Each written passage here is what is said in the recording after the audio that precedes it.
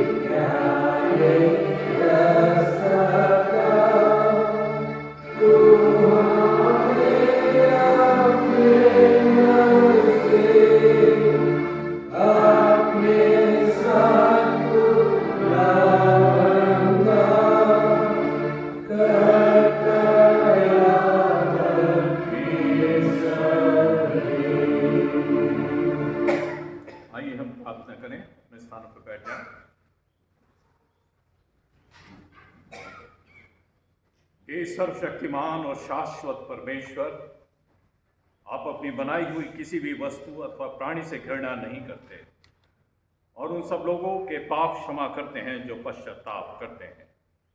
हमारे भीतर पश्चातापी मन और नया हृदय उत्पन्न कीजिए ताकि हम अपने पापों के लिए दुखी हों और अपनी कमजोरियों को स्वीकार करें और आपसे जो परम दयावान हैं पूर्ण क्षमा और शांति प्राप्त करें। हमारे प्रभु यीशु मसीह के द्वारा जो आपके और पवित्र आत्मा के साथ एक परमेश्वर है और अब तथा सदा सर्वदा जीवित राज्य करते हैं। आमीन। हम प्रभु भोज की इस पुस्तिका को निकाल लें और हम पृष्ठ संख्या 119 निकाल लें। प्रभु भोज की पुस्तिका उसका पृष्ठ संख्या 119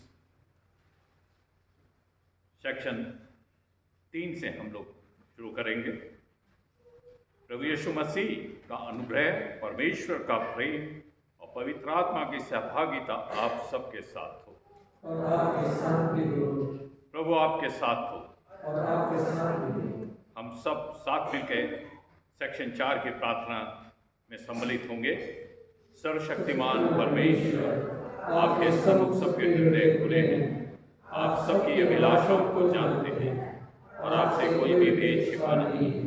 अपने पवित्र आत्मा की प्रेरणा से हमारे हृदय के विचारों को शुद्ध कीजिए, ताकि हम आपसे पूर्ण रूप से प्रेम करें और योग्य रीति से आपके पवित्र नाम की स्तुति करें, हमारे प्रभु यीशु मसीह के द्वारा। आमीन। हम सेक्शन 5 में भी इकट्ठा सम्मिलित होंगे। स्वर्ग में परमेश्वर की महिमा और पृथ्वी पर उसके लोगों को शांति। हे प्रभु परमेश्वर, स्वर्ग के राजा, सर्वशक्तिमान पिता परमेश्वर, हम आपकी आराधना करते, आपको धन्यवाद देते और आपकी महिमा के कारण आपकी स्तुति करते हैं। हे प्रभु यीशु मसीह, परमेश्वर पिता के इकलौते पुत्र, हे प्रभु परमेश्वर, हे परमेश्वर के मेमने, आप जगत का पाप उठाए जाते हैं, हम पर दया कीजिए। आप पिता की दाहिनी ओर विराजमान हैं, हमारी प्रार्थना स्वीकार कीजिए, क्योंकि केवल आप ही पवित्र हैं, आप ही प्रभु हैं, आप ही हैं यीशु मसीह, पवित्र आत्मा के साथ परमेश्वर पिता की महिमा में परम पूज्य हैं। हम पढ़ने के लिए निकाल लें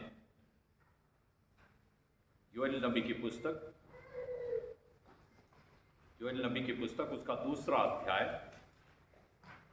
योएल नबी की पुस्तक उसका दूसरा अध्याय और 12 पद से 17 पद तक।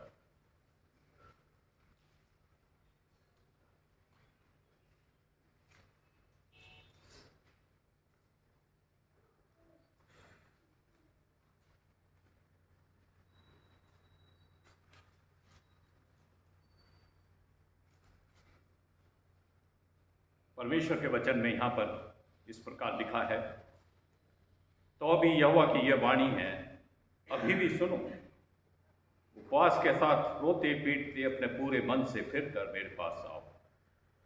अपने वस्त्र नहीं, अपने मन ही को फाड़ कर अपने परमेश्वर यहोवा की ओर फिर, क्योंकि वह अनुग्रहकारी, दयालु, विलंब से क्रोध करने वाला, करुणा निधान और दुख देकर पछताने हारा है। क्या जाने वे फिर कर पछताए और ऐसी आशीष दे जिससे तुम्हारे परमेश्वर यहोवा का अन्न बलि और अर्घ दिया जाए। सियोन में नरसिंगा फूको, उपवास के दिन ठहराओ, महासभा का प्रचार करो, लोगों को इकट्ठा करो, सभा को पवित्र करो, पुर्णियों को बुला लो, बच्चों और दूधियों को भी इकट्ठा करो। दूल्हा अपनी कोठरी से और दुल्हन भी अपने कमरे से निकल जाए। याजक जो यहोवा के टहलू हैं, वे आंगन और वेदी के बीच में रो रो कर कहें, हे यहोवा, अपनी प्रजा पर तरस खा और अपने निज भाग की नाम धराई ना होने दे। ना जाति जाति उसको उसकी उपमा देने पाए, जाति जाति के लोग आपस में क्यों कहने पाए, उनका परमेश्वर कहाँ रहा। ये परमेश्वर का वचन है। परमेश्वर का धन्यवाद हो।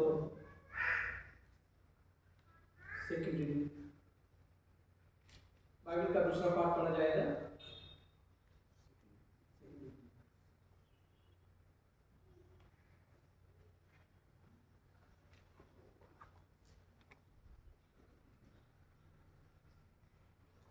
पढ़ने के लिए निकालेंगे नए नियम से दूसरा कुरिन्थियों उसका 5 बाब और उसकी 20 आयत से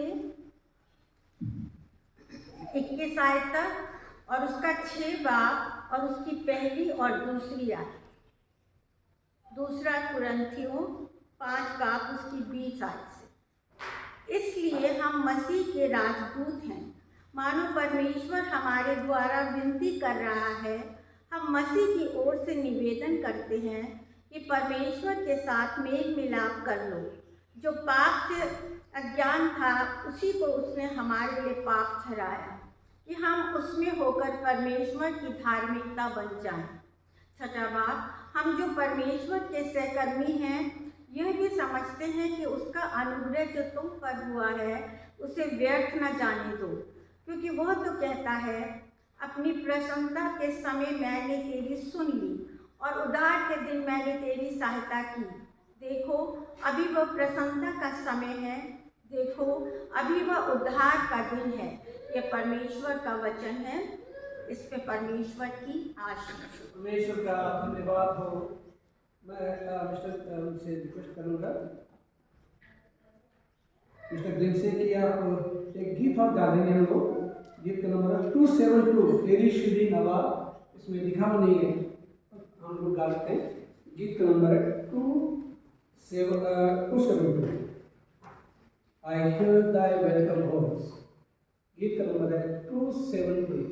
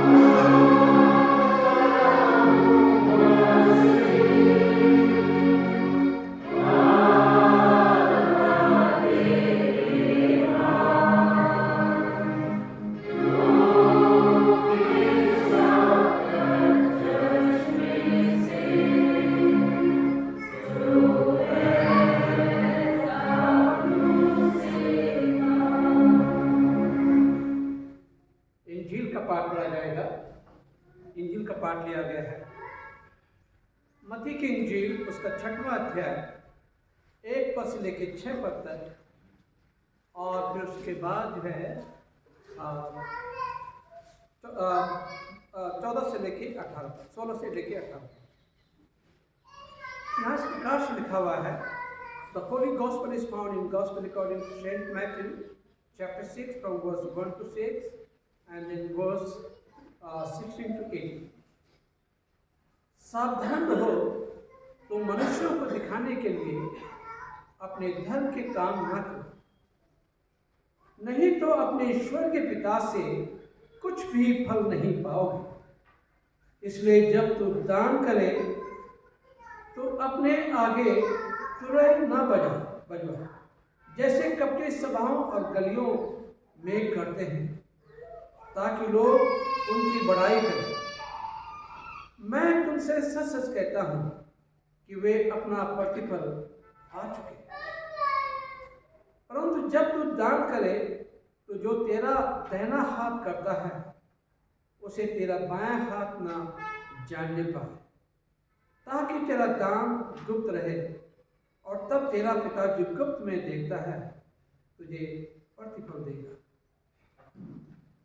जब तू प्रार्थना करे तो कपटियों के समान न हो, क्योंकि लोगों को दिखाने के लिए आराधनालयों में और सड़कों के मोड़ों पर खड़े होकर प्रार्थना करना उनको अच्छा लगता है।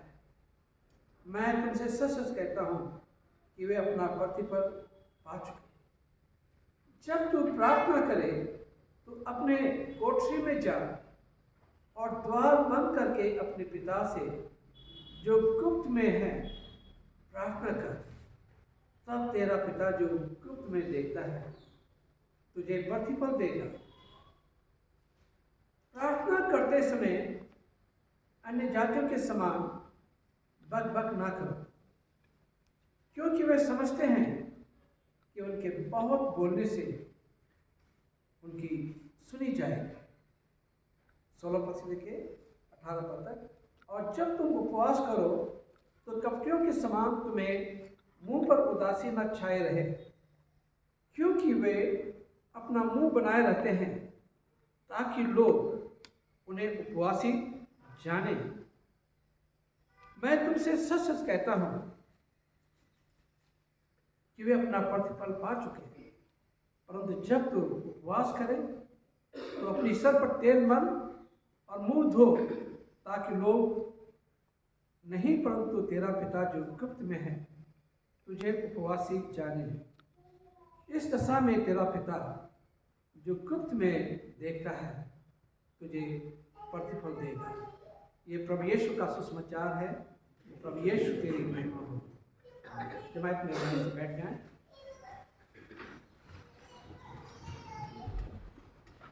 अनुग्रहकारी पिता परमेश्वर, हम इस समय आपके कदमों में आते हैं और हृदय से धन्यवाद देना चाहते हैं पिता, आज के वचन के लिए जो प्रभु अभी हमारे सम्मुख पढ़ा गया है। अपने वचन के द्वारा प्रभु आप हम सबसे बातचीत करें। आज ऐश वेडनेसडे है, पश्चाताप का समय है। इन 40 दिनों में हम अपने गुनाहों से पश्चाताप करें, और प्रभु हम इन 40 दिनों में अपने बुरे जीवन से यू टर्न लेके एक धार्मिकता के जीवन की ओर जा सके, और प्रभु आपके साथ हमारे संबंध अच्छे हो सके। प्रभु जब थोड़े समय हम आपके कलाम के ऊपर में मनन करते हैं, प्रभु आप हम सबसे बातचीत करें। इस दुआ को सुनना कबूल कर आपके बेटे प्रभु यीशु के नाम से मांगते हैं। Good evening and praise the Lord.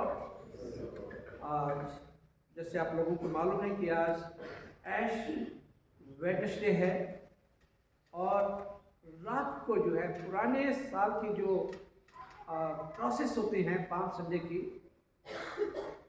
और उन पाम्स को जो है उन प्रोसेस को हम चर्च में लाते हैं कैक में।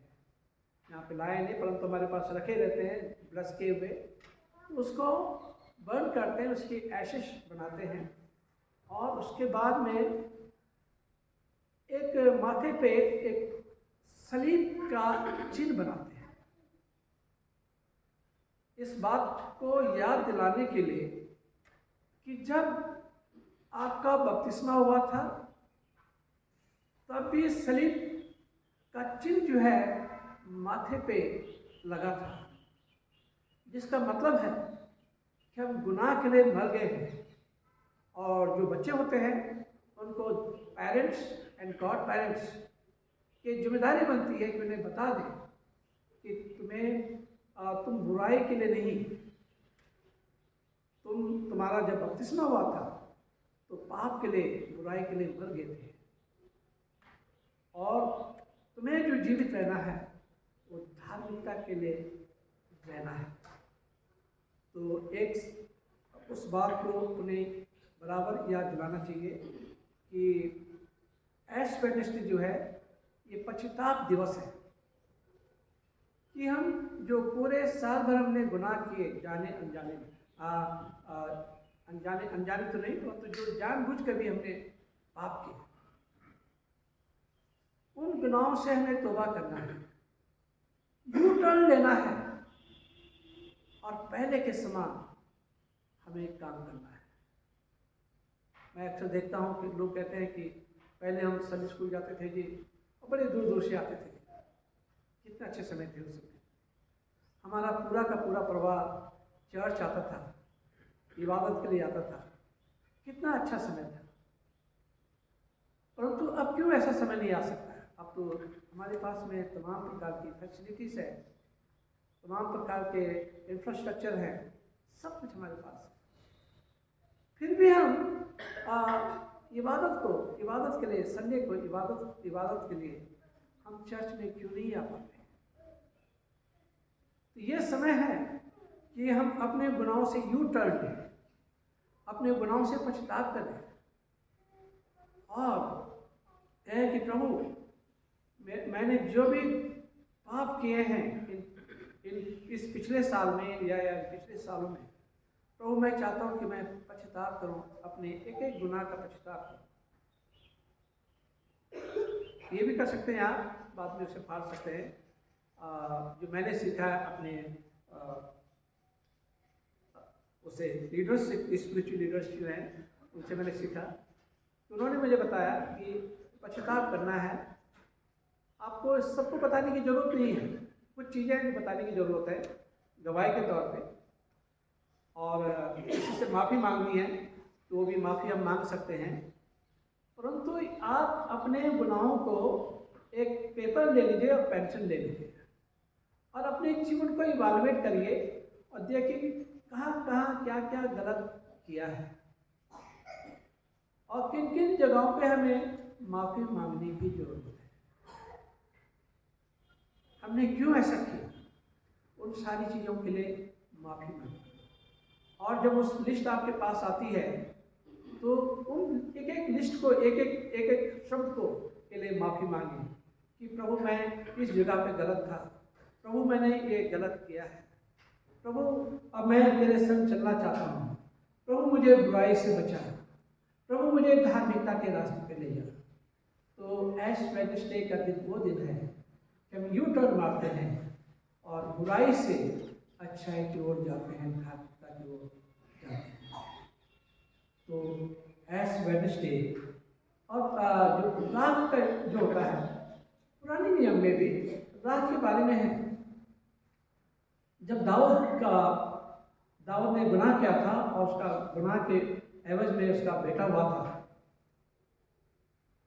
और जब बेटा हुआ था और वो बीमार हो गया, उसने क्या किया, अपने ऊपर राख उड़ेली, बोरे के कपड़े पहने और खुदावंद से माफ़ी मांगी, कहा कि खुदावंद जो गुनाह मैंने किया है उस गुनाह के एवज में उस बच्चे को सजा मिली। बहुत रोया, परंतु बच्चा मर गया, मतलब पश्चाताप। परंतु परमेश्वर ने उसके आंसू देख लेते, उसका पश्चातापी हृदय को देख लिया। यदि आप अय्यूब की किताब में देखेंगे, अय्यूब ने जो है कोई गुनाह नहीं किया था, वो धर्मी व्यक्ति है। परंतु मैं ये सोच रहा था कि हे प्रभु, उसके साथ ऐसे कैसे हुआ। सिर्फ मेरी बात एक समझ में आई, उनके जो अंदर था प्राइड और राइटियसनेस, घमंड, धार्मिकता का घमंड। वो जाने, जैसे मैंने पहले बोला, जाने अनजाने पाप बोले। जो जाने जो पाप है वो उसके लिए तो आप माफी मांग सकते हैं, जो अनजाने तो अनजाने हैं। परमेश्वर जानता है कि वो हमें मालूम नहीं है, परंतु वो गुनाह हमसे हो गया है, तो वो सब किया और कुर्बानियाँ करता था। बकरे को मारना या कुर्बानी करना तो ये बड़ा आसान काम है, किसी की जान देना और धर्मी बन जाना। तो उनके अंदर भी जो था ये सिन, प्राइड ऑफ राइटियसनेस, धार्मिकता का, कि अपने आप को बहुत ज़्यादा धर्मी समझना। कई बार हमारी कलीसिया में लोग ऐसे होते हैं, लोगों को तुच्छ समझते हैं, लोगों को नीचा समझते हैं और अपने आप को बहुत ज़्यादा धर्मी समझते हैं। हमें किसी की धार्मिकता के बारे में मालूम नहीं है। जो हमारी निगाह में गुनाहगार है, हो सकता है कि परमेश्वर की निगाह में गुनाहगार बिल्कुल ना हो। हमारी सोच परमेश्वर की सोच बिल्कुल फर्क है, और जो पैमाना हमारा नापने का लोगों का, बुराई अच्छाई का, उससे ज़्यादा फर्क है परमेश्वर का। तो हमारी सोच जो है परमेश्वर की सोच की तरह नहीं है, इज डिफरेंट। और वो सबको प्यार करता है, चाहे कोई कितना ही बड़ा गुनाहगार क्यों ना हो। परमेश्वर जो है वो सबको प्यार करता है। हमें लगता है कि परमेश्वर सिर्फ हम ही को प्यार करता है। यही यहूदी लोग सोचते थे कि हम धर्मी हैं, हम नमाज पढ़ते हैं और हम लोग अपना दान देते हैं, दही की देते हैं, टाइप देते हैं, यहाँ तक पुदीने का भी उसका वो देते हैं, टाइप देते हैं, हर चीज़ का टाइप देते हैं, और नमाज पढ़ते हैं, नमाज करते हैं, ये करते हैं, वो करते हैं। और तो ये जो है उन लोगों का सोचना था, परंतु परमेश्वर का सोचना बिल्कुल फर्क है। परमेश्वर अंदर तक देखता है। इस घोटे कैसी आए उनकी एक्सरे आइज जिसे कहते हैं, वो जब देखते हैं, आपको देखते हैं, तो अपने एक्सरे वाली आंखों से देखते हैं और आपके दिलो दिमाग में क्या चल रहा है वहां तक वो पहुंच पाते हैं। जब कोई बीमार होता है, हम प्रार्थना करते हैं, डॉक्टर को देखते हैं या प्रिस्क्रिप्शन देखते हैं, हम दुआ करते हैं, तो परमेश्वर अपनी उस एक्सरे वाली आंख से देखता है कहाँ बीमारी है, और उसे दूर के दूर, किसी को पता नहीं रहता कि यहाँ परमेश्वर है, एकदम से लोग चिल्लाए को प्राप्त कर लेते हैं। तो परमेश्वर की आंखें जो है एक्सरे वाली आंखें हैं। हम सिर्फ बाहर बाह्य रूप से देख सकते हैं, आउटवर्ड हम देख सकते हैं कि आउटवर्ड इंसान कैसा है, परंतु परमेश्वर जो है अंदर तक जाता है और अंदर तक देखता है। इसका मतलब है परमेश्वर हम सबको देख रहा है, परमेश्वर हम सबको देखता है। तो इसलिए जो है ये ऐश वेडनेसडे जो है, ये रात का जो बुधवार है, इसलिए कि हम आज से अपने गुनाहों से तौबा कर सकें। छोटे बड़े पाप जो हमने किए हैं, उन सब के लिए हम प्रभु से माफ़ी मांगे। ये वायदा भी कर सकते हैं कि प्रभु मैं आज से ज़्यादा समय प्रार्थना में लगाऊंगा, वचन पढ़ूंगा, और जो काम मैंने नहीं किए हैं उन कामों को करूँ, जो करने चाहिए थे नहीं किए थे उन्हें करूँ। अक्सर क्या होता है कि ऐसे उल्टे काम हम कर लेते हैं, जो नहीं करने चाहिए थे वो कर लेते हैं, और जो करने चाहिए थे वो काम हम लोग नहीं करते हैं। तो इन बातों को ध्यान में रखना है, अपने जीवन को इवाल्वेट करना है। यही बात प्रभु यीशु मसीह चाहते हैं। और ये लेंट सीजन हमारा शुरू हो जाता है 40 दिन का, और क्योंकि प्रभु यीशु मसीह 40 दिन बेयाबान में रहे और उन्होंने प्रार्थना किया, और प्रार्थना की सामर्थ्य से जो है उन्होंने शैतान के ऊपर में विजय को प्राप्त किया। तो यीशु चाहते हैं और इस ऐश वेडनेसडे के दिन हम ये करेंगे कि प्रार्थना करेंगे और हम परमेश्वर की ताकत से, प्रार्थना की ताकत से, वचन की ताकत से हम हर बुराई के ऊपर में विजय को पार करें। हर जो पाप हैं, बड़े बड़े पाप हैं, छोटे छोटे पाप हैं, उन सब के ऊपर में हम खुदा को भाषित कर सकें। तो ये जो है इसीलिए ऐश वेडनेसडे होता है और 40 दिनों में हम अपने आप को पाएँ कि खुदा के बहुत करीब हैं। ईस्टर से पहले हम पाएँ कि हम खुदा के बहुत करीब हैं। और उसके बाद यीशु जब मारा गया, गाड़ा गया और फिर तीसरे दिन जी उठा, तो ईस्टर के दिन हम पुनरुत्थान की सामर्थ को हम अपने जीवन में समझ सकें। और गुड फ्राइडे की जो उनकी पीड़ाएँ थी, गुड फ्राइडे में जो उनकी पीड़ाएँ थी, 7 उन्होंने वचन बोले सलीब से, तो उन 7 कलमों के ऊपर में हम मनन करें कि यीशु क्या चाहते हैं हमसे। और इसलिए जो है ये ऐश वेडनेसडे जो है बहुत ही इम्पोर्टेंट है। हम लोगों को अपने गुनाहों से के लिए रोना चाहिए, पश्चाताप करना चाहिए और प्रभु से कहना चाहिए कि प्रभु मेरे इन गुनाहों को माफ़ कर दे। और हम अपने पथरीले हृदय को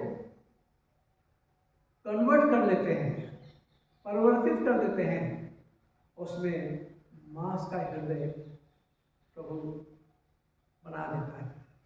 जब हमारा हृदय कठोर हो जाता है, वो मांस का हृदय हो जाता है। लोगों के प्रति कठोर, हम लोगों को माफ नहीं कर पाते। हमने तो इतने बड़े बड़े पाप किए, अगले ने इतना ही किया, हम उनके पापों को माफ नहीं कर पाते हैं। कलीसिया में कोई आते हैं, हम उससे तो बात नहीं करूँगी या मैं उससे बात नहीं करूँगा, तो हमारी मस्जिद कहाँ है? हम हर दिन जो है, हर रात जो है, हम प्रभु की प्रार्थना करते हैं और कहते हैं कि जिस तरह से हमने अपने अपराधियों को क्षमा किया, हमने अपने अपराधियों को क्षमा किया, तू भी हमारे अपराधों को क्षमा कर। तो जो है, अगर हम ही माफ नहीं करेंगे तो परमेश्वर हमारे अपराधों को कैसे माफ करेगा? तो ये समय है कि जिनको हमने माफ नहीं किया, हफ्ते के दौरान कभी भी आपको मौका मिलता है तो उन्हें माफ जरूर कर लें। अगर उनसे कहना चाहते हैं, उनकी समझ में ये है कि आप उनके खिलाफ हैं, तो उनसे बोल लीजिए। अगर समझ में नहीं आता परंतु तो आप अंदर ही अंदर उन्हें घृणा करते हैं, तो प्रभु से माफ़ी मांग लीजिए, प्रभु जो है माफ़ कर देगा। यहाँ पे जो है अभी हमने पढ़ा था, उसमें क्या बोलते हैं, योएल नबी की किताब में उसका 2वां अध्याय 12 पद से 17 पद में लिखा है, तो अभी यहोवा की यह वाणी है, अभी भी सुनो, उपवास के साथ रोते पीटते अपने मन से फिरकर मेरे पास है। अभी भी वक्त है, हृदय को कठोर मत करिए। अभी भी वक्त है कि रोते पीटते गुनाहों से तौबा करते हुए मेरे पास है। अपने वस्त्र नहीं, अपने मन ही को फाड़ कर, वस्त्र मत फाड़ो। अक्सर क्या होता है कि लोग जो है पहले क्या करते थे, कपड़ों को फाड़ देते थे। वो तो कह रहे हैं कि वस्त्र को मत फाड़िए, अपने मनों को फाड़िए और अपने परमेश्वर ये हो कि वो फिर हो, क्योंकि वो अनुग्रहकारी, दयालु, विलंब से कोप करने वाला, करुणा निधान, दुख देकर पछताने हारा है। जब आपको दुख मिलता है और आप उसके करीब आ जाते हैं, प्रभु पछताता है और प्रभु जो है माफ भी कर देता है। ये जो है चाहता है, परमेश्वर चाहता है। अभी हमने पढ़ा मत्ती की इंजील उसका 6वां अध्याय, मत्ती की इंजील उसका 6वां अध्याय। यीशु जो है अपने चेलों को बताते हैं और लोगों को बता रहे हैं कि हमारा एक मसीह जीवन कैसा जीवन होना चाहिए। पहले क्या था कि यहूदी धर्म में 3 खास बातें थी और खास बात ये थी कि एक था दुआ करना, बहुत अच्छी बात है, दुआ करना बहुत अच्छी बात है। दूसरा था आल्म्स गिविंग, और इसे ग्रीक में कहते हैं, आल्म्स का ग्रीक में है मतलब दया करना। आम्स का जो है ग्रीक भाषा में उसका मतलब होता है दया करना। तो दुआ करना, दया करना मतलब दान देना, और उपवास करना। उपवास करने का मतलब क्या है कि आप जो है मिनिमम में गुजारा करना। जरूरी नहीं कि आप सबको उपवास करना, कई चीज़ों का उपवास हम कर सकते हैं। उपवास ये कर सकते हैं कि अगर हम बुराई कर रहे हैं तो हम बुराई नहीं करेंगे, कोशिश करेंगे बुराई नहीं करेंगे, ये भी एक उपवास है। झूठ ना बोलने का भी उपवास है। और जो गलत काम हमसे होते हैं उन चीज़ों का भी उपवास कर सकते हैं, या अपनी लग्जरी चीज़ों का भी उपवास कर सकते हैं। आप वहाँ चले जाएंगे गोवा में, वहाँ तो मीट के बिना काम नहीं चलता है, लोगों का खाते हैं लोग मीट। लोग जो है उन दिनों जो है वहाँ मीट नहीं खाते। गोवा में चले जाएंगे तो लोग मीट नहीं खाते हैं। तो क्या यहाँ पे भी लोग जो है कई चीज़ों को, अपनी लग्जरी चीज़ों को, जैसे मीट नहीं खाना है, कुछ नहीं करना, या लिकर नहीं पीना। मैंने कई लोगों को देखा पूरी 40 दिन लिकर नहीं पीते हैं, और उसके बाद ईस्टर के बाद फिर से शुरू हो जाते हैं। ईस्टर के दिन ही शुरू हो जाते हैं। तो जब हम 40 दिन नहीं हमने छोड़ दी 40 दिन, तो आगे भी हम छोड़ सकते हैं उसको, आगे भी छोड़ सकते हैं। तो क्यों 40 ही दिन से? तो लोग सिगरेट नहीं पीते। मैंने कई लोगों को देखा सिगरेट नहीं पीते 40 दिन तक। ऐसे मतलब वो है, मतलब धर्मी लोग कि वो सिगरेट नहीं पीते 40 दिन। भाई 40 दिन आपने नहीं पिया, फिर उसके बाद क्यों शुरू कर दी? ऐसे भी लोग होते हैं। तो परमेश्वर ये नहीं चाहता। परमेश्वर ये चाहता है कि एक बार आपने कोई चीज़ छोड़ दी, कोई बुराई छोड़ दी, उसे फिर से नहीं करना, वो सबसे बड़ा गुनाह हो जाएगा। पहले तो आपने अनजाने में किया, परंतु आप समझ गए कि ये चीज़ बुरी है। इंजुरियस टू हेल्थ,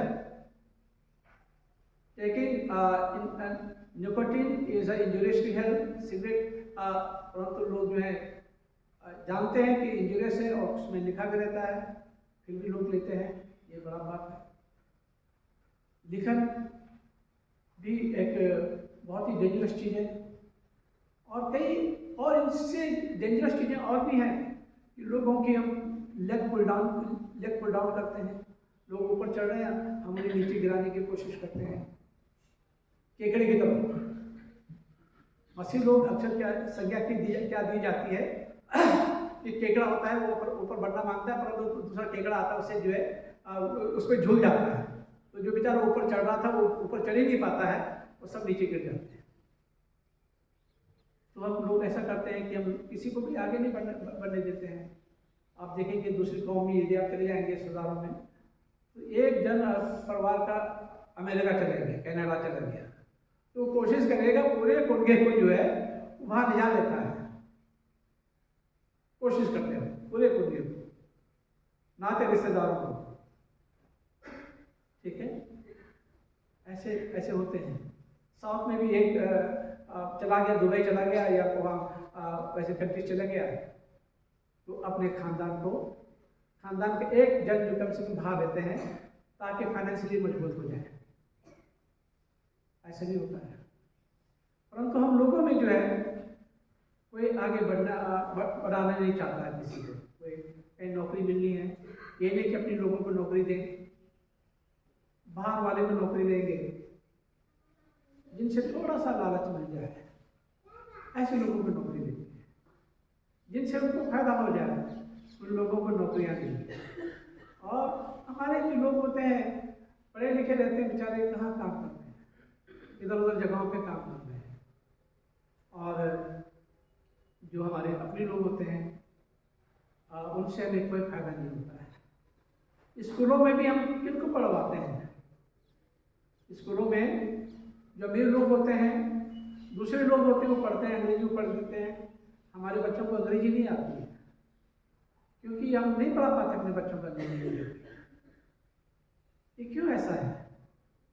हमें तो सपोर्टिव होना चाहिए, केकड़े की तरह नहीं होना चाहिए, सिर्फ चढ़ भी रात में तो नीचे उतार। हमारे बच्चे मसूरी में पढ़े थे वैनबर्ग में, अरे पादरी के बच्चे वो हैंडबुक में पढ़ रहे हैं, उनका ट्रांसफ़र करो जल्दी से ताकि बच्चा साथ में आ जाए। तो प्रिंसिपल जान गया, कहने लगा पादरी साहब, पादरी you are transfer but your daughter is not transfer. ऐसे भी लोग होते हैं। और ऐसी समझ रखनी चाहिए कि अगर कोई जानबूझ के ऐसे करता है तो ऐसी समझ रखनी चाहिए कि हम दूसरों की मदद करें, ना कि हम किसी को नीचे गिरा दें। तो ये बात समझना बहुत जरूरी है। तो यहाँ पे जो है प्रभु यीशु मसीह सिखाना मांग रहे हैं, सावधान रहो तो मनुष्यों को दिखाने के लिए अपने धर्म के काम न करो, नहीं तो अपने स्वर्गीय पिता से कुछ भी फल नहीं पाओगे। अगर पेपर में आ जाए नाम तो उसके लिए हमारे पास में लाखों रुपए है, लोगों के पास करोड़ों रुपए भी है, लोग दे देते हैं। परंतु अगर किसी की जरूरत है, किसी की कोई जरूरत है, उसकी हम कोई मदद नहीं करते हैं। पेपर में आया नाम इसलिए हम उनके लिए कर देते हैं। किसी उसमें दे रहे हैं, हाँ सब वहाँ दे रहे हैं, हम लोग पेपर में आ गया नाम। तो दिखाने के लिए काम नहीं करना है। अगर दिखाने के लिए काम किया तो स्वर्गीय पिता से कुछ भी फल नहीं मिलेगा। चुपचाप से मदद करनी चाहिए, दिखाने के लिए कोई काम नहीं करना चाहिए, चुपचाप से। मैं मसूरी में था और मैं अपनी बेटी की फीस देने के लिए गया मैं, तो मैं ऑफिस में गया था बोलने के लिए कि सर मैं अभी नहीं दे पाऊँगा, मैं नेक्स्ट मंथ दे पाऊँगा। तो वो ऑफिस में बोलने लगा कि पादरी साहब थैंक यू वेरी मच, आपकी फीस में आ गई है, आपकी फीस आ गई है। अब मैं कुछ भी नहीं पूछ पाया कि किसने दिया, क्या किया, कुछ मालूम नहीं किसने दिया, तो फीस जमा हो गई। परमेश्वर से आशीषित करे। हो सकता है मुझे लगता है कि उन्होंने जो ये वचन पढ़ा होगा और चुपचाप से चले गए, हमें मालूम नहीं। कई बार ऐसे मेरे साथ ऐसे हुआ, मुझे मालूम ही नहीं है। तो ये ऐसे लोग भी होते हैं जो चुपचाप से लोगों की मदद कर देते हैं।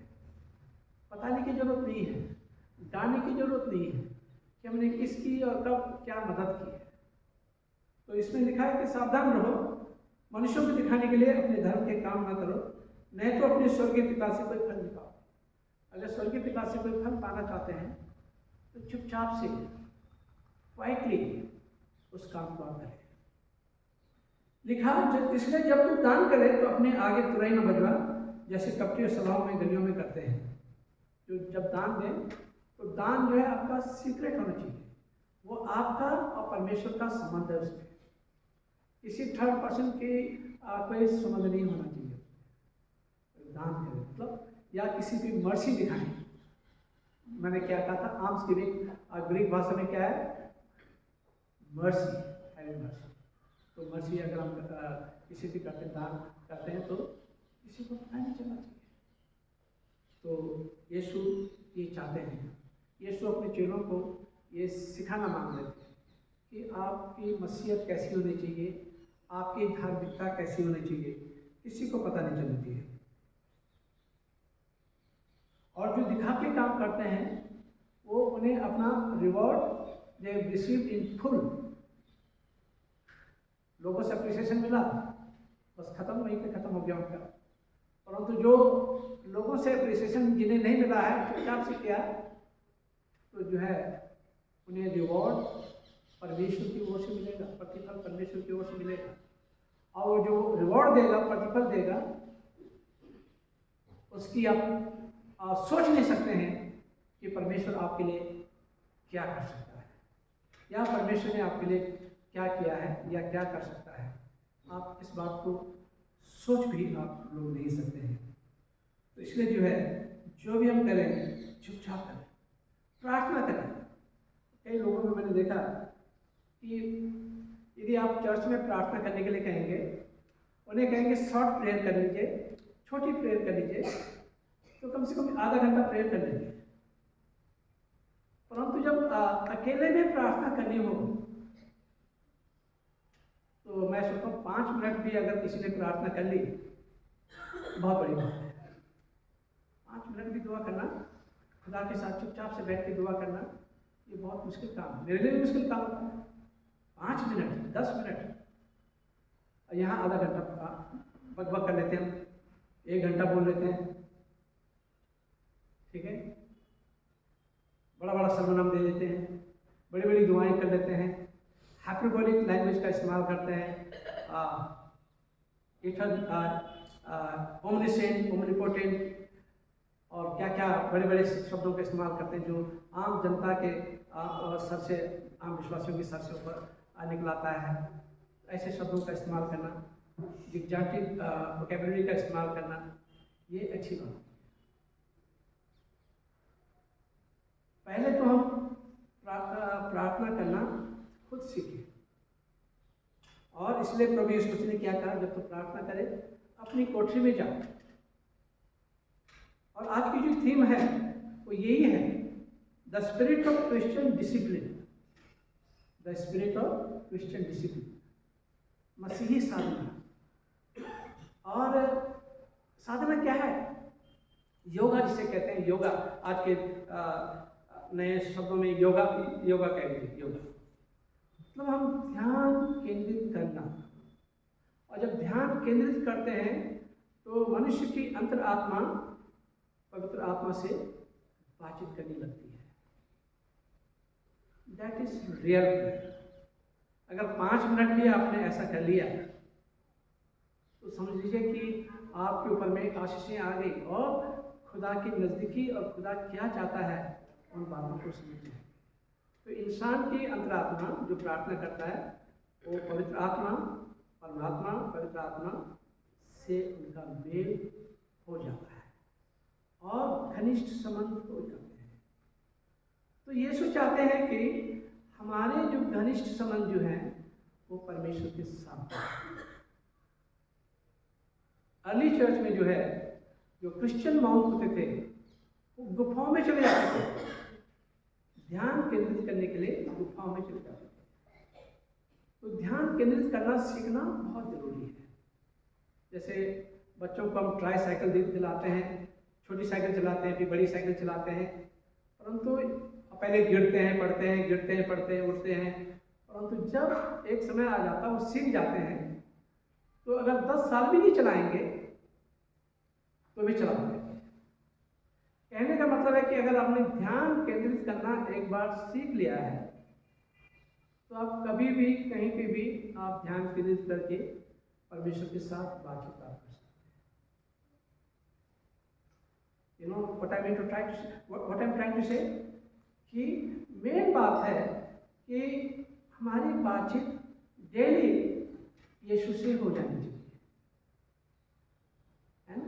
दिन भर की बात हमारी यीशु से हो जानी चाहिए। चाहे आप 5 मिनट करें, चाहे 10 मिनट करें, चाहे आप आधा घंटा करें, 1 घंटा करें, 2 घंटा करें, और मेन बात है कि आपकी बात जो है परमेश्वर से के साथ होना चाहिए। ध्यान केंद्रित करना, और एक बार ध्यान केंद्रित करना आ गया तो आप कहीं पे भी, चाहे आप ऑटो में बैठे हैं, चाहे आप कार में बैठे हैं, चाहे आप मोटर बाइक में बैठे हैं, स्कूटी में बैठे हैं, आप दुआ कर सकते हैं। आपको उसमें आंख बंद करने की भी जरूरत नहीं है। मैं आपको एडवाइस भी नहीं करूँगा कि आप ड्राइव करते समय आप आंख बंद करके चलें, एक्सीडेंट हो सकता है, दूसरे को नुकसान पहुँचा सकते हैं। आप मन में प्रार्थना कर सकते हैं, मन में प्रार्थना कर सकते हैं, और पवित्र आत्मा और हमारी आत्मा वो मिल रही है, बातचीत मिल रही है। तो आप कभी भी किसी भी समय आप प्रार्थना कर सकते हैं। तो इसमें दिखावापन कुछ नहीं है। तो दिस इज नॉट मेडिटेशन, ये योगा है, यह है क्रिश्चियन डिसिप्लिन। इस सीखना है कि हम क्रिश्चियन डिसिप्लिन को सीखें, तभी जाके हमारे पास कॉन्स्टिट्यूशन है, ये वो सब बना हुआ है। तो इसलिए बना है, इसलिए नहीं कि थोपना है, परंतु उन बातों को समझें, सीखें।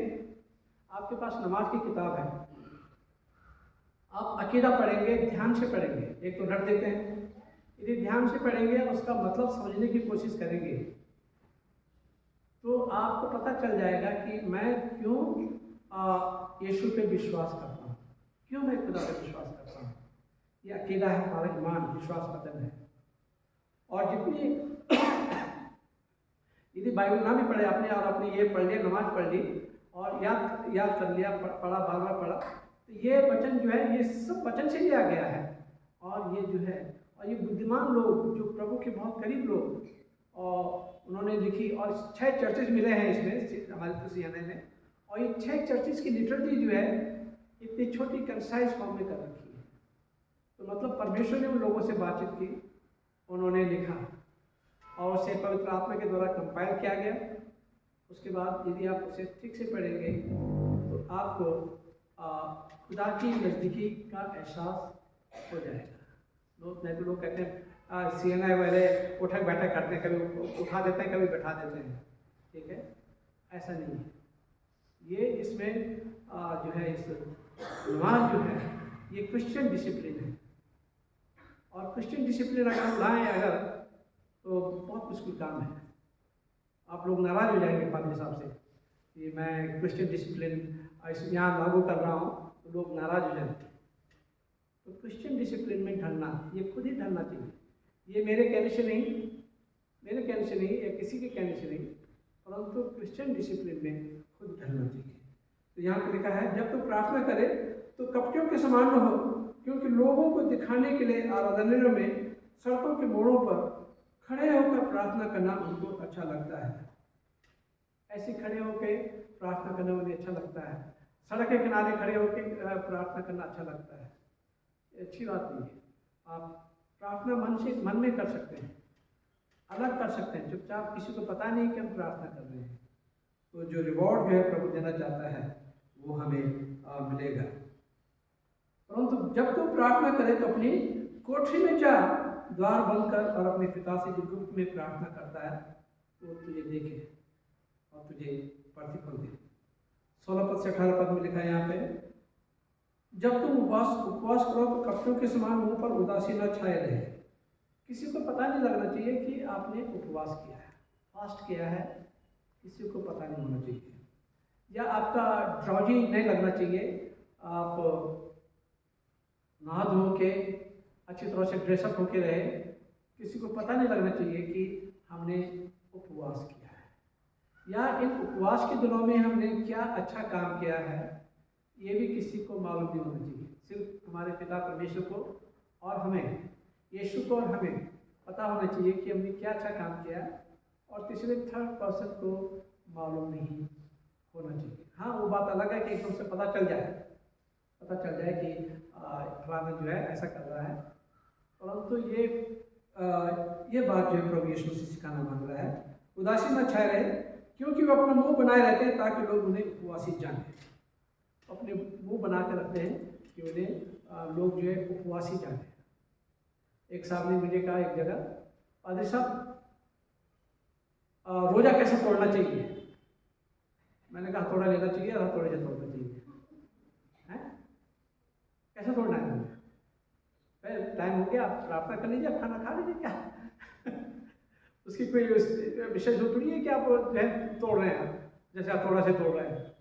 आप बैठ के प्रार्थना करें और परमेश्वर को धन्यवाद दें दिन भर के लिए कि परमेश्वर ने आपकी मदद की कि वो परमेश्वर के साथ में हमने समय बिता सका, और परमेश्वर को धन्यवाद देना चाहिए। और जिनके लिए हम प्रार्थना कर सकते हैं, जो हमारे कंसर्न हैं,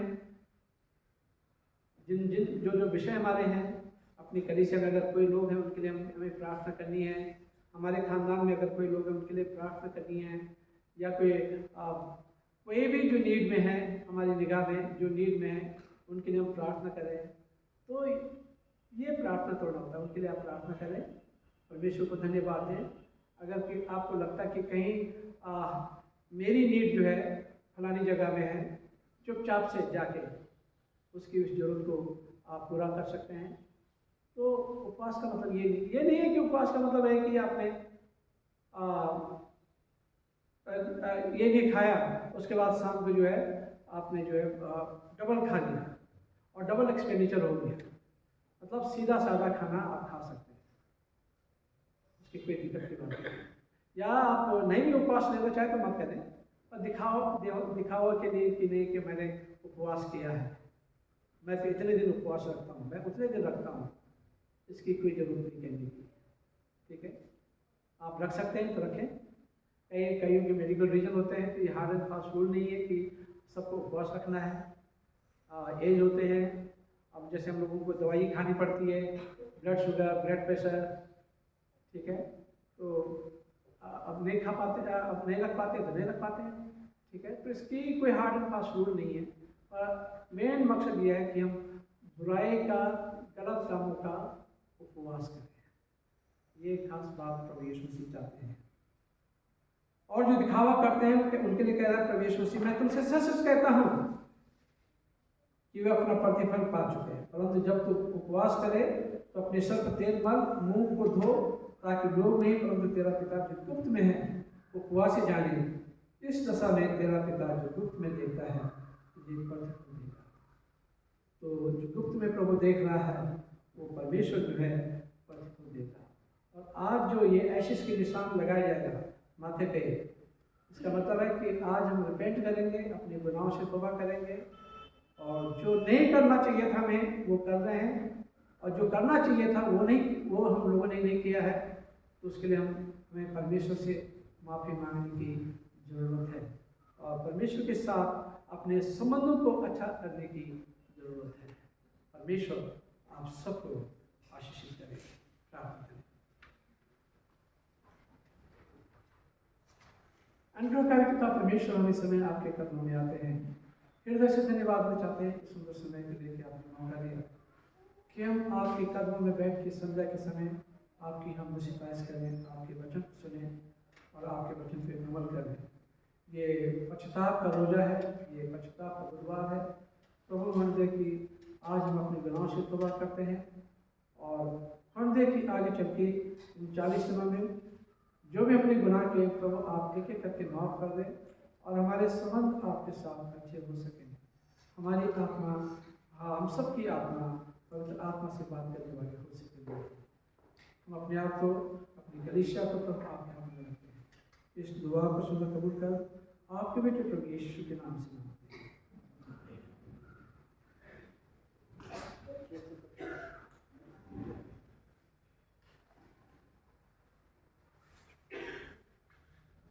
आइए हम सब विश्वास वचन में सम्मिलित होंगे जो पृष्ठ संख्या 123 में पाया जाता है।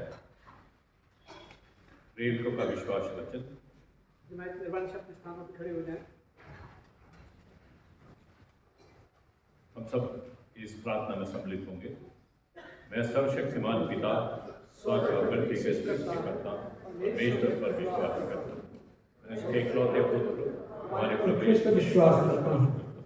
पवित्र आत्मा से गर्भ में आए, हमारे मरियम से जन्मे, उन्होंने शासन और क्रूस पर चढ़ाए गए, हमारे कारण गए, मृतकों की लोक उतरे, तीसरे दिन जी उठे और स्वर्ग पर चढ़ गए, पिता की दाहिनी ओर विराजमान हैं। वो जीवित और मृतकों का न्याय करने को कराएंगे। मैं पवित्र आत्मा पर, पवित्र संस्कृत की कलीसिया पर, सब की संगति, पापों की क्षमा, देह के पुनरुत्थान, शाश्वत जीवन पर विश्वास करता हूँ। आमीन।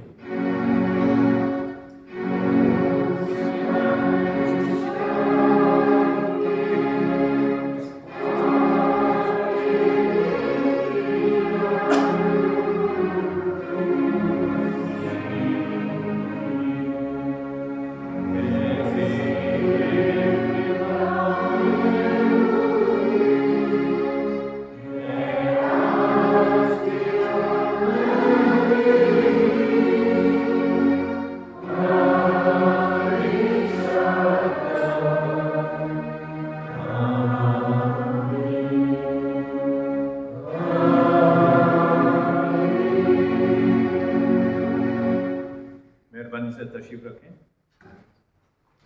इस समय हम सब लोग परित निवेदन में जाएंगे, और मिस्टर जॉन नंदा से रिक्वेस्ट करूंगा कि वो आके परित निवेदन में हम सबका सहयोग करें। बुक से, किताब से, बुक से। और हमारे मॉडरेटर बीके नाइक के लिए, जो हमारे डायसिस के अभी बिशप हैं, उनके लिए प्रार्थना की जाए।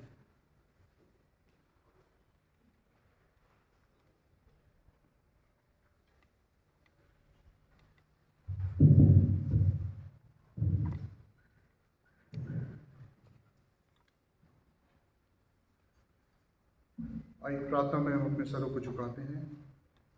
और धन्यवाद देते हैं सुंदर समय के लिए कि प्रभु ने हम सभी लोगों को यहाँ पे इकट्ठा किया और परमेश्वर हम तेरी उपस्थिति में संगति करने पाए। प्रभु जो आज से हम लोग का परमेश्वर जो त्याग का दिन है, परमेश्वर हम हर बुराई को त्यागें और हर अच्छाई को अपनाएं। प्रभु परमेश्वर हम घटें और आप बढ़ें। प्रभु हम प्रार्थना करते हैं। प्रभु हम समस्त मानव जाति के लिए प्रार्थना करें और अपनी प्रार्थनाओं को प्रभु यीशु मसीह क्रीस्त के निरंतर निवेदन के साथ अर्पित करें। हे पिता, हम प्रार्थना करते हैं कि समस्त संसार में न्याय और शांति स्थापित हो और प्रत्येक व्यक्ति भरपूर जीवन प्राप्त करे। हे दयावान प्रभु, हमारी प्रार्थना सुनिए। उन सभी लोगों के लिए जो इस गांव नगर में रहते हैं, उन सब बातों को दूर करने के लिए जिनसे आपसी फूट और झगड़े होते हैं और हमारे देश में सच्ची एकता की बढ़ती के लिए हे दयावान प्रभु, हमारी प्रार्थना सुनिए। उन सब लोगों के लिए जो कृषि उद्योग अथवा व्यापार में लगे हुए हैं, सब मजदूरों और कारीगरों के लिए और उन सब के लिए जो हमारे देश की रक्षा करते हैं, हे दयावान प्रभु। अध्यापकों और छात्रों, वैज्ञानिकों, लेखकों और कलाकारों और उन सब व्यक्तियों के लिए जो अन्य लोगों के विचारों और भावनाओं को प्रभावित करते हैं, हे दयावान प्रभु। उन सभी लोगों के लिए जो दुखी हैं, बेरोजगार हैं, भूखे प्यासे हैं, दरिद्र और दलित हैं, बीमार और मरणसन्न हैं और उन सब व्यक्तियों के लिए जो ऐसे लोगों की सेवा और सहायता करते हैं, हे दयावान प्रभु। हमारे तथा अन्य देशों के सब शासकों के लिए, विशेषकर हमारे राष्ट्रपति, प्रधानमंत्री, इस राज्य के राज्यपाल, इस क्षेत्र के उपराज्यपाल और मुख्यमंत्री और उनके लिए भी जो लोग पर किसी प्रकार का अधिकार रखते हैं, हे दयावान प्रभु। संपूर्ण मसीह समाज की एकता और मेल मिलाप के लिए और समस्त संसार में उनकी गवाही और सेवा कार्य के लिए, हे दयावान प्रभु।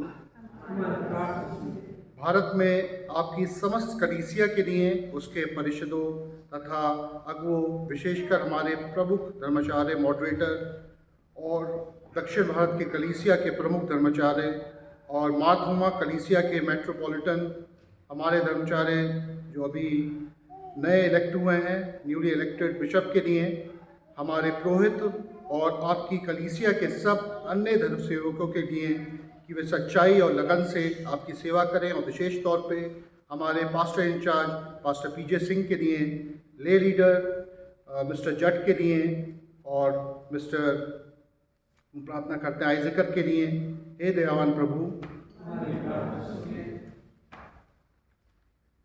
ये वर्द है कि आपके उन सब भक्तों के साथ जिन्होंने अपने जीवन में सच्चाई से आपकी सेवा की है, हम भी आपके राज्य के शाश्वत आनंद में सहभागी हो सके, हे दयावान प्रभु। आइए एक साथ हम प्रार्थना करते हैं। हे स्वर्गीय पिता, अपने राज्य को शीघ्र प्रकट कीजिए और हमारी इन प्रार्थनाओं को सुनिए। हम आपके पुत्र, अपने प्रभु और उद्धारकर्ता यीशु मसीह के नाम से ये मांगते हैं, आमीन। हम पृष्ठ संख्या 129 129 पेज नंबर 8 अंगीकार हम सब लोग इसमें सम्मिलित होंगे। सेक्शन 17। प्रिय भाइयों और बहनों, हमारे प्रभु यीशु मसीह ये कहते हैं, हमारा प्रभु परमेश्वर ही एकमात्र प्रभु है। तो प्रभु अपने परमेश्वर को अपनी संपूर्ण हृदय, संपूर्ण प्राण, संपूर्ण बुद्धि और संपूर्ण शक्ति से प्रेम कर, यह पहली आज्ञा है। दूसरी यह है, अपने पड़ोसी को अपने समान प्रेम कर। इनसे बड़ी और कोई आज्ञा नहीं। परमेश्वर ने संसार से ऐसा प्रेम किया कि उसने अपना इकलौता पुत्र यीशु मसीह दे दिया कि वे हमारे पापों से बचाए, स्वर्ग में हमारे लिए निवेदन करें और हमें शाश्वत जीवन में पहुंचाए। इसलिए हम पश्चाताप और विश्वास के साथ और अपने पापों को स्वीकार करें। हम परमेश्वर की कृपा से उसकी आज्ञाओं का पालन करने का और सब लोगों के साथ मेल मिलाप और प्रेम से रहने का पक्का संकल्प करें। हम सब सेक्शन 19 में शामिल होंगे। हे सर्वशक्तिमान परमेश्वर, हमारे स्वर्गीय पिता, हमने मन, वचन और कर्म से आपके विरुद्ध और एक दूसरे के विरुद्ध पाप किया है। हमने अपनी ज्ञानता और दुर्बलता के कारण और जानबूझकर भी बुराई की है और बुराई करने में हम सफल रहे हैं। इन सब पापों के लिए हम सचमुच दुखी हैं और अंतःकरण से पश्चाताप करते हैं। आपके पुत्र यीशु मसीह ने हमारे लिए अपने प्राण दिए, उन्हीं के कारण हमने जो पाप किए उनको क्षमा कीजिए और ये वर दीजिए कि भविष्य में हम नया जीवन पाकर सदा आपकी सेवा करें, ताकि आपके पवित्र नाम की महिमा हो। आमीन।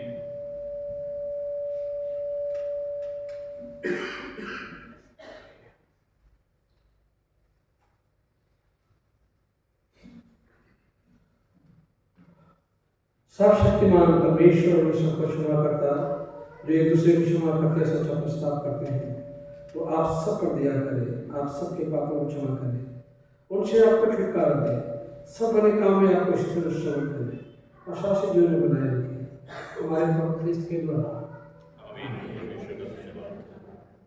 जब मैं अपने मन के सामने खड़ी हो जाएंगे शांति अभिवादन के लिए और एक दूसरे के साथ हम पीस ग्रीट करके एक दूसरे को ग्रीट करेंगे। हम सब मिलकर मसीह के देह हैं, हम सब ने एक आत्मा के द्वारा एक देह में बपतिस्मा लिया है। हम ऐसे कार्यों में सब लग रहे हैं जिनमें शांति मिलती और एक दूसरे का निर्माण होता है। प्रभु की शांति सदा आपके साथ रहे।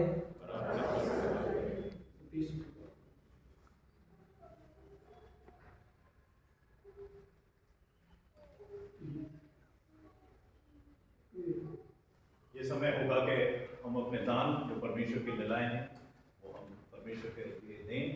284 हिंदी की किताब में जो गीत है।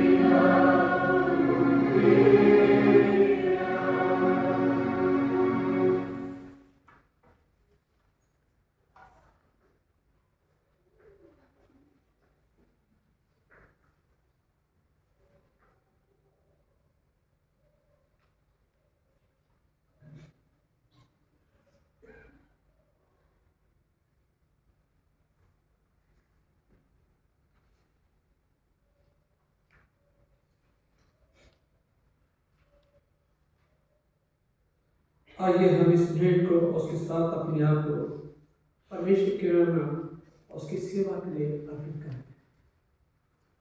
सर्वशक्तिमान परमेश्वर, संसार के सृष्टिकर्ता, सब वस्तुएं आपसे ही प्राप्त होती हैं। रात के सुबह को भेंट चढ़ाते हैं। हम आपसे विनती करते हैं कि आप इस दान को, रोटी दान इस भेंट को अपने नाम के महिमा और अपने लोगों की भलाई के लिए स्वीकार करें, हमारे प्रभु क्रिस्त के द्वारा। आमीन। जमात में वाणी से स्थान ग्रहण करें।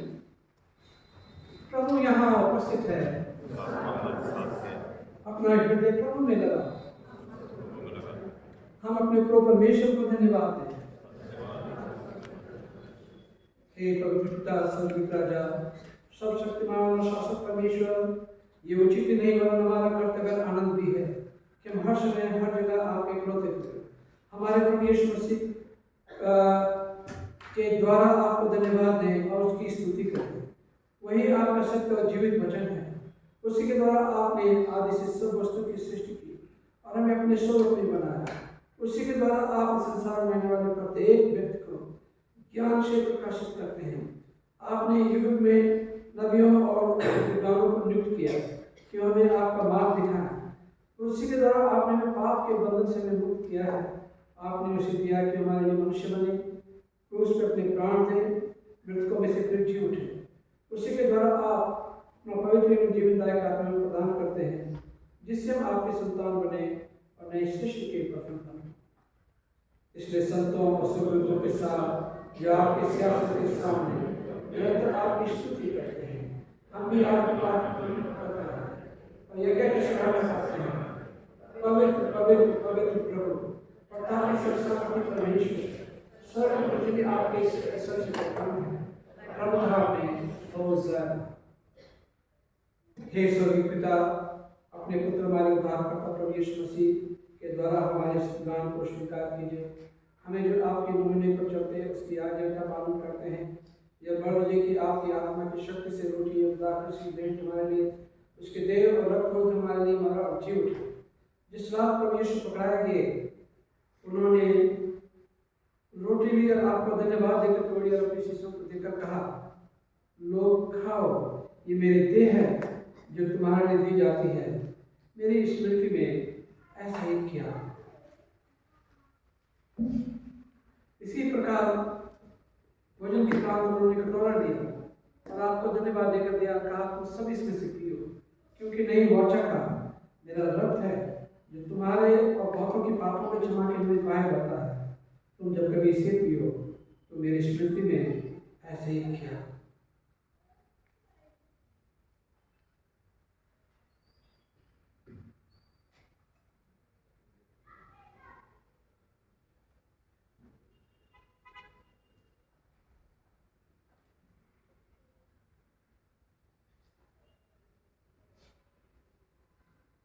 इसलिए स्वर्गीय पिता, आपके पुत्र की स्मृति में हम इस रोटी और दाखरस के अनुष्ठान के लिए अलग करते हैं।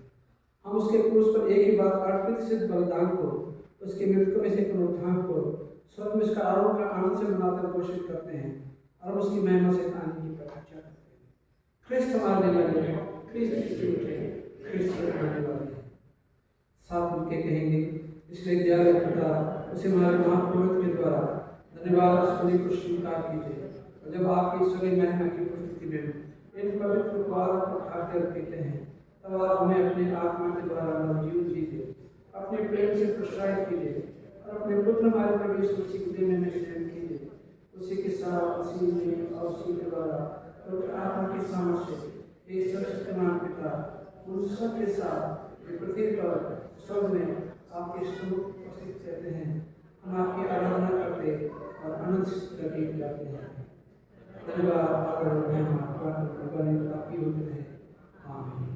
हम मसीह के जन्म से भागी होने के लिए इस रोटी को तोड़ते हैं।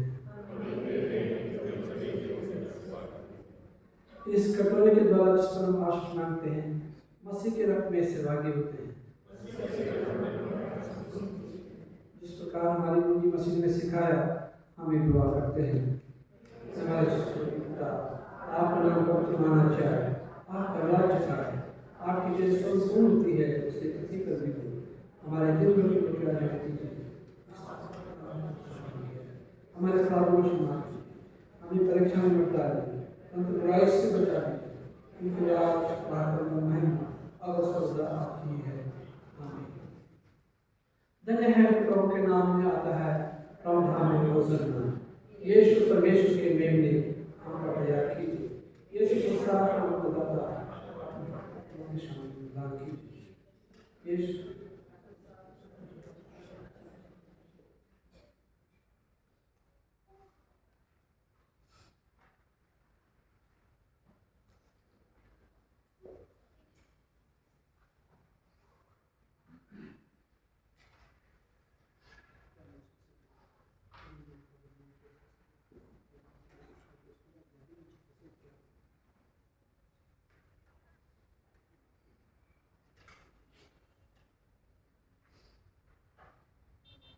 विश्वास के साथ पास आओ।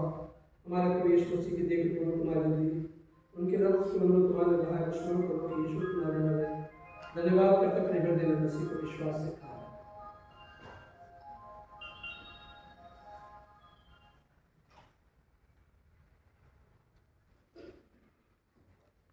प्रभु यीशु ने कहा कि जीवन की रोटी तो मैं हूँ। हमने एक साक्ष्य बड़े ईमान के साथ लिया है, इसलिए आइए खुदा का शुक्र अदा करें और मेरे साथी कर लें। Page number 138। ये सबसे कमान परमेश्वर, हम आपको धन्यवाद देते हैं कि आपने अपने पुत्र हमारे परमेश्वर और आपके आपने किया है और उनके द्वारा हमारे जीवित योगदान देने के लिए आपके समझ का प्रयोग करें। ये बड़ा भी है कि हम आपके समझ से भरपूर होकर यहाँ से मिला हो और हमारे पुत्र का सेवक के द्वारा हर समय आपकी महिमा प्रकट करें। आमीन। मैं रिक्वेस्ट करूँगा रवि जेपीसी से, हमारे सीनियर प्रेस्बिटर हैं और बीमार थे और परमेश्वर ने उन्हें चंगाई दी। मैंने कहा था आगे आने के लिए परंतु नहीं आ पाया, तो मैं उनसे रिक्वेस्ट करूँगा कि एक छोटी प्रेयर और बेनेडिक्शन आप देखिए। Last concluding prayer.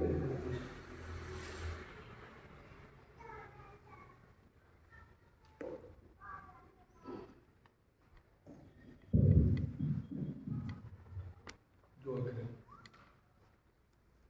हमारे जीवित दयालु महान पिता परमेश्वर, हृदय से आपका धन्यवाद देते हैं आपकी समस्त आशीषों के लिए जो आपने हमको रखी, और खासतौर से जीवन की आशीष के लिए हम आपका धन्यवाद देते हैं कि आपने आप अपनी दया और अनुग्रह से रोज़ बरोज़ हमको नए दिन दिखाते हैं। हम आपका धन्यवाद देते हैं आज के इस पवित्र दिन के लिए कि आपने हमको ये मौका दिया कि लंदन डेज में हम इसमें प्रवेश कर सके, और हमें वर दीजिए प्रभु जी के इन दिनों में हम आपकी नज़दीकी और आपकी प्रेम और पहचान में बढ़ते चले जाएं, अपने आप को जांचें परखें और उसी के द्वारा हम अपने आत्मिक जीवन आपकी महिमा के द्वारा महिमा के लिए हमारे जीवन अर्पित हो। आपने मौका दिया कि हम आपके मदन और खोल में शामिल हो सकें, इसलिए विनती है खुदा कि हमारे आत्मिक जीवन और भी रोज़ बरोज़ आपकी नज़दीकी और प्यार को में बढ़ते चले जाएं। जो कलीसिया में कमज़ोर हैं, बीमार हैं, उन सब के लिए दुआ करते हैं। खुदा अपना अनुग्रह होते हैं उन सब पर, जिसकी जो ज़रूरत है उनकी ज़रूरतों को पूरा करें। और हमारे गुलाम यीशु मसीह का फजल, खुदा बाप की मोहब्बत, पाक रूह की शराकत और रफ़ाकत हमें से हर एक के साथ, तमाम ईमानदारों के साथ अब से लेकर हमेशा तक बनी रहे।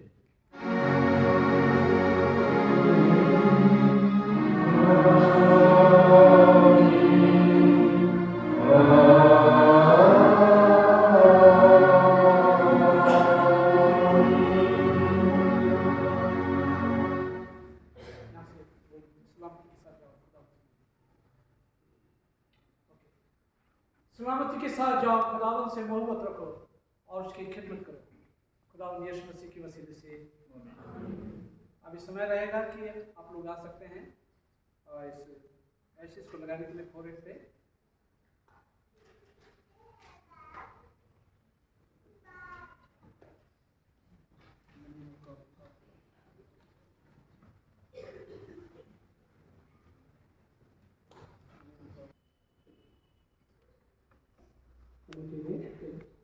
रिफ्रेशमेंट के लिए चाय का